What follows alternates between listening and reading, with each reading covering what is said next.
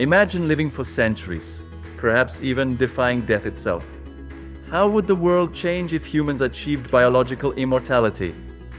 And what implications would that have for society, economy, and governance?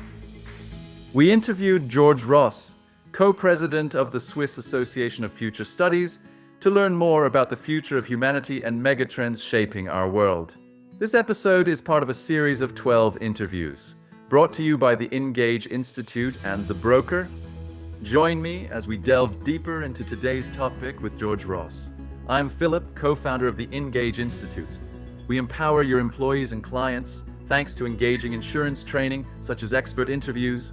Grow trusted advisors with us. Today on the show, I had the great pleasure to welcome Georges Roos. Hi, George. How are you doing? Hi, I'm fine. Thank you for the invitation, Philip. It's a pleasure, and I'm quite excited to hear about what you have to tell us. You are a futurist. You are the co-president of the Swiss Association of Future Studies. So just to jump into it right away, basically what you do, you look in a crystal ball every morning. Yes, of course. Futurism or futurology is a systematic approach to future questions. It's not really precise prediction, no crystal ball, but you can read some tendencies and try to understand what is really changing in our world, what are the driving forces in the long-term perspective. There's never a precise prediction of the future, but there are some developments that you can describe or you can build scenarios. So one of these scenarios or one of these predictions, there is a doubling of the population in Africa. When is this going to happen and what will be the impact of this on the world? I call it a demographic transformation, and it goes as deep as the digital transformation or even the climate change transformation, because the population worldwide will change dramatically to the mid of this century. The population of Africa almost doubles because they have a young population and high fertility. Europe is shrinking and other continents are growing but slowly and aging as Europe too. Only Africa stays young and will have a lot of people. The impact is probably very deep because on the one side, we have to build a scenario saying if Africa has a positive economic, social, political development, in 2050, Africa will be the continent with the market, emerging markets, with young people, with innovation. But if Africa does not have a positive development in the next 20 to 30 years, the whole world will be involved in solving the challenges combined with that. Okay, so quite an important one. How will education play a role in this? A very big role. Especially education of women is very important for the future of fertility. Education of women and healthcare. If people realize that most of their children will grow up to adults, then they start to have less children. If women are educated, trying to arrange and manage their households and their families, then the population will not grow as fast as predicted. But demographics is a very, very slow changing movement because all those women which are in the age of being able to give birth, they are already born. And even if they only have 3 children, it still is a huge growth. Demographic changes goes very slow and will impact not the next 20, 30 years, but will show a change in the next 40 to 50 years. The interesting thing is that the UN population prospects expects that world population will stop growing in the year of 2084, and then population will slowly shrink. How many will we be in 2084? I think they say 10.6 billion people. But the interesting thing is in 300 years, they expect the population to come down to 2.3 billion again, as it was in the beginning of last century. We see a decline of fertility rate in the last 50 years from 5 children for a woman to 2.5 right now. If it goes below 2, there is not even a replacement of father and mother. This will finally lead to a shrinking population, which we already have in some countries like Japan, China now. We do have it in Eastern Europe. I just did some research on Bulgaria. They are shrinking very much. Russia too. Fertility rate is low. And if you do not have migration to compensate, then it ends up in a shrinking population. Of course, there's one thing that we have to keep in mind. It takes much longer because life expectancy is growing at the same time. So if you don't die with 60, but with 75, it takes longer to have these effects being seen. And you speak about life expectancy. You see biology as the next big thing. So are we going to see the end of death, the death of death? I have a colleague, he has written the book, The Death of Death. He's very convinced that this will happen. What we have to see is we'll be able to slow down aging, and maybe in a certain degree it's possible to stop aging. Whether or not we can reverse aging, I am a little bit skeptical. We do have really mighty tools developed in the last 10 years. One of them is synthetic biology. Now we can build life artificially, but it's livable cells, for example. And we do have phenomenal technology called CRISPR, which we can repair genes. One single gene, we can change it, turn it off, turn it on, and it's already used to cure inherited diseases. And I think this will prolong life expectancy in the future more and more. Do you want to go until you're 300 or 400 years old? Myself? Yeah. No. I think I see a lot of problems. For me personally, I do not like this, the signs of aging that I have already. I don't like them. And when I look at my father, he passed away 2 years ago and he was over 90 years old and he had bad hearing, so he was socially excluded. And he was kind of a mild form of dementia. And he always said to me, aging is not nice. And he was right. If we can cure some of these symptoms of aging, I would love to have it. If we freeze you now or keep you in your present state for the next 300 years, what do? You have the option. Well, the interesting thing would be to come to see the world in 300 years, what has happened. And if I would have been freezed, then I would not have to live through these 300 years. But the idea is that you're not dying if you don't want to die. I'm trained as a philosopher, and for me it makes sense that the prospect of being a being that will die someday gives some interesting loads on my present life. And loads sounds negative. I don't know how to express it positively. It just means it's important. Every single moment is important. And if we lose this kind of perspective, then we could say, well, I don't do it now. I can do it in 20 years or next year and so on. And then from a global perspective, let's assume it would be possible to eliminate death.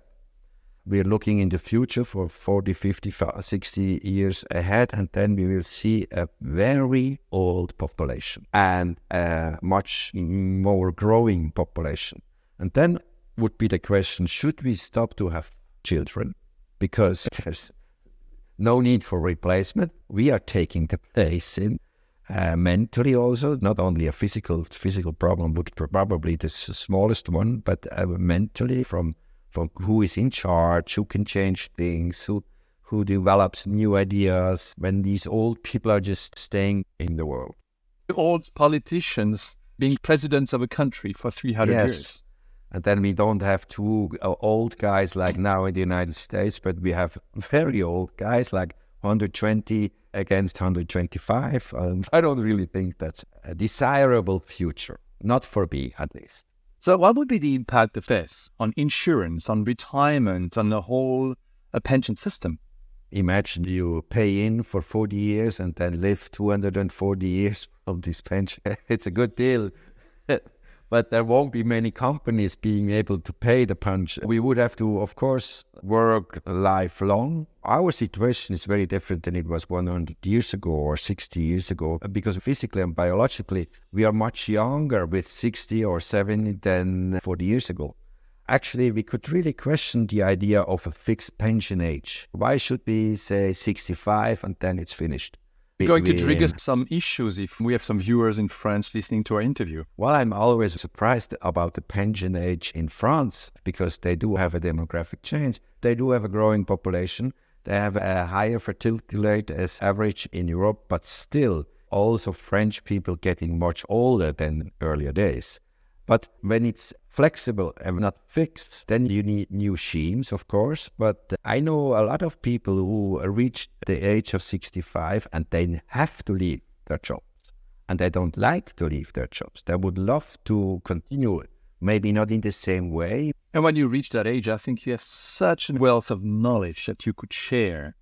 It's incredible to leave the workplace if you don't want to. Yes. You speak about mega trends. What are they? How are they different to regular trends? Yes, megatrends. This was John Naisbitt in the 1990s who wrote this book, Megatrends, and he gave the definition that megatrends are overarching developments with a global reach, with a long-lasting. That's a difference to trends or hypes. They have an effect on all the things. I call it ubiquitous. It impacts society, politics, economy, business, my personal life, my family life, culture, everything is affected of those megatrends. That's not a prediction of the future, but it changed the framework. We talked about change in population. That's a different framework. We can talk about artificial intelligence, digital transformation, health. We have a growing health. This is changing the framework. Megatrends are the most predictable aspect of the future. Of course, they can change, be totally different. But let's take again demographics. To have a huge change in demographics, you would have to think of apocalyptic catastrophe. We had this COVID infection problem worldwide, but COVID with millions of dead people, it didn't change the trends of demographic transformation. So it's possible that they come to an end or to the counterpart, but it's unlikely. And what are the top 4 mega trends in the world at the moment? I kind of put them together to 5 big transformations. We talked about the demographic transformation. Maybe we will talk about the digital transformation. We have the ecological transformation. This is a huge issue, climate change. We do have the geopolitical transformation, the new world order. And 5th, we already mentioned a little bit, is the biotransformation, the next big thing growing out of biological research on technology. So you speak about one of these big mega trends, this geopolitical transformation. Next year, there will be elections in more than 70 countries. In the US, Trump is running ahead at the moment in the polls, so he might be the next president. Around the world, you have a lot of autocrats, dictators. Are we witnessing the end of democracy? It's a difficult time for democracy. I'm concerned about that. You cannot see the future of politics in the megatrends. Actually, will autocracies grow or not? It's hard to tell with that tool, but it is my concern. And we have a lot of tensions and frictions coming up. The growing population, resource scarcity, climate change. And in Western countries, we have this deep concern about the political culture. What do you mean with that? More and more movements and parties gain with saying that they don't really believe in democracy. They don't believe in the institutions. Let's take Donald Trump. The big problem is not that they may have a president who lies, but if you deconstruct the institution, like the independency of justice system, like the acceptance of elections, all these kind of rules that we need for a democracy, if we do not accept those rules, then we are on a very dangerous pathway, because then we cannot correct mistakes. Democracy usually can correct mistakes. I live in a country where the people are asked many times a year for a lot of issues. For example, we vote on having an extra pension, 8.33% plus to give away for everyone who has pension. And we vote on that. And at the same time, there's another issue, another initiative asking us to vote on, shall we raise pension age to 66 and then adjust it to life expectancy? We have the choice. I do not say that Swiss people sometimes choose the wrong thing, but in a democracy, you can fix it. When you see it goes in the wrong direction, 2, 3, 4 years later, you come up with an issue and saying we have to fix that and we can vote on that. In But the dictatorship, you can too. I mean, the dictator no, says, well, it's the wrong direction. I changed the direction. And we saw this several times during COVID. yes. And that's the seduction of the autocracies. I see a lot of people around here admiring how fast China is implementing new technologies. And they say, that's the way it has to go. Democracy is too slow. And I believe that's very dangerous. I'm a really fighter for democratic rules. And I hope we can bring that into the future. I like your enthusiasm. 2023 was a tough year for many people, a lot of crisis and wars. What's your take on 2024? Would it be even worse, or are we going to see it as a more peaceful year? I always say, when you ask me for 2024 or just 1 year ahead, basically everything stays the way it is, a little bit more, a bit less of the same, except those things that nobody expected to happen. Look at the economic prediction. They have to revise it 4 times a year. When you ask me 10 years or 15 years, it's a bit easier because then you have those structural changes that we call megatrends. But next year or this year, I don't know. How does that work in your job? You wake up in the morning, have your little cup of coffee, and you start thinking about the megatrends and how the world works. So what do you do as a futurist? I'm collecting a lot of information, checking a lot of news. I'm mostly reading and trying to understand the patterns of change. The megatrends are very helpful because I try to see, do those developments that I can observe, are they part of a megatrend or are they the counter-trend? Sometimes the counter-trend is also important. We have trend of acceleration, but we have deceleration too. It's possible to have a successful business model on the counter-trend, like wellness, digital detox. It's all deceleration, but it's only important because we have the acceleration megatrend. Back to my question on how you work. You arrive in the morning, you read all these things, to use maybe AI to summarize things for you, and then you start understanding better these trends. Well, yes, I already do have the framework, and these are my megatrends, of course. I have all the search engines for information on all these trends. I try to understand early signals. I think the most important thing is to stay rational and not being part of hypes. The most important skill is critical thinking. That's what people want from me. They want someone who puts things in a certain context. That's what I'm doing now. Artificial intelligence is a huge hype among people who, for the first time, realize the capacity of artificial intelligence. It's important to explain, yes, it has a tremendous influence, but no, it never will have a human consciousness. I think that's the most important part of my job. Just on it will never have a mind. Now, you just spoke about the capability we have of creating the living in a way. We can create organs, cells. What if we could recreate a brain, tissues, and then we recompose a being after a while? Is this completely impossible? You never say completely impossible, but I think we are very far away. I'm not an engineer, I'm not a physician, but our brain is so complex. And what they do with artificial intelligence is trying to copy the way our brain works in a very small part. And until we reach the complexity of our brain, I believe it takes long, even though if you assume exponential growth of knowledge and technology, a human being is not only mind, it's also very physical. What we taste, what we feel, cold, warm, what we eat, and this makes a whole experience, and this makes actually what human being means. I believe maybe one day we can replicate a head, but not everything as a complex system. You spoke about hypes before. A few years ago, people said, well, the blockchain, crypto, that's a hype.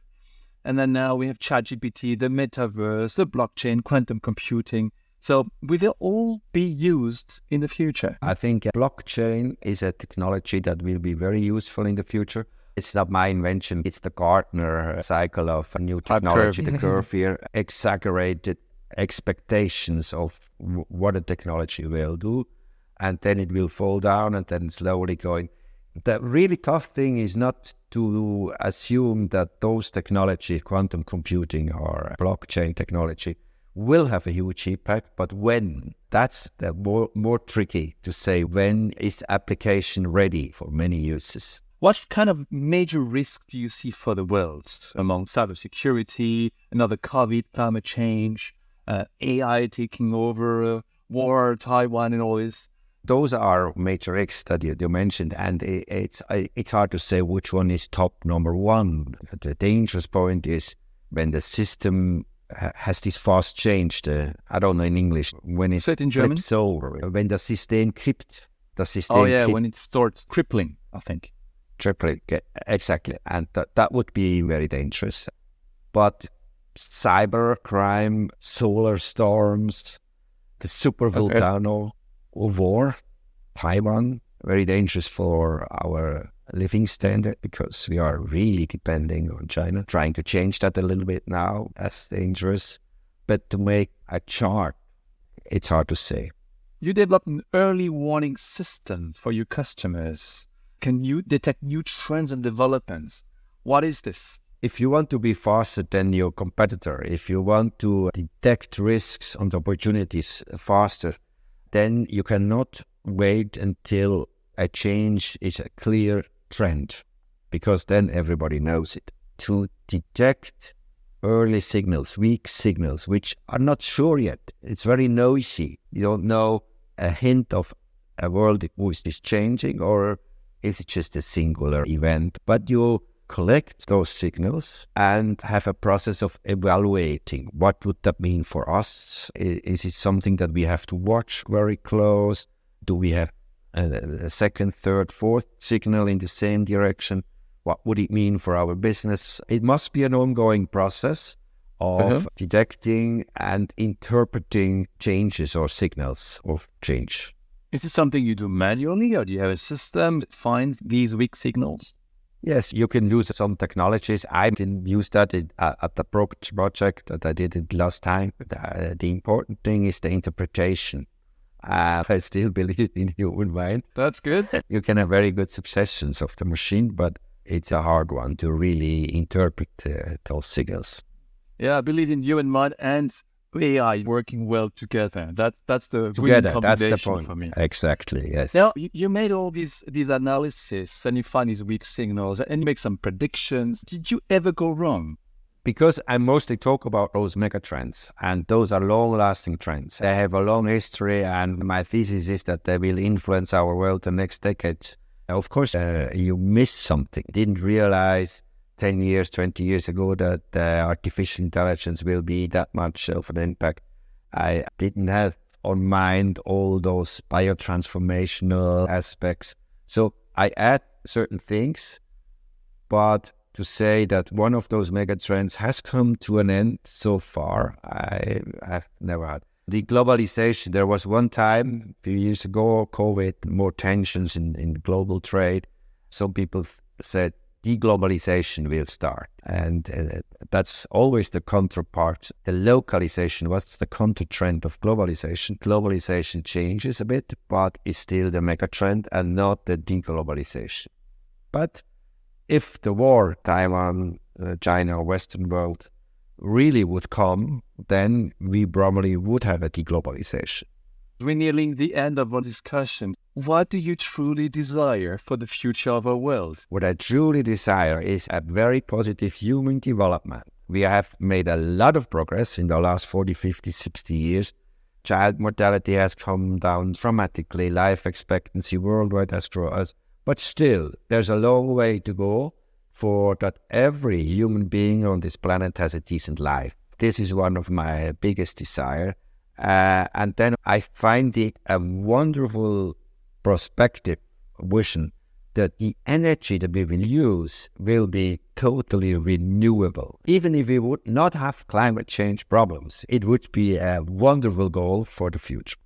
And then you already realized that I am really a fighter for freedom, democratic rights. And so I hope that the freedom for people will grow or not decline in the world.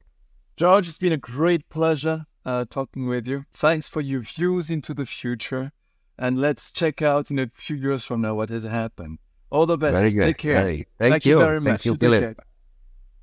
That's all for today's episode, where we brought you some of the latest and greatest from the training, technology, and insurance worlds.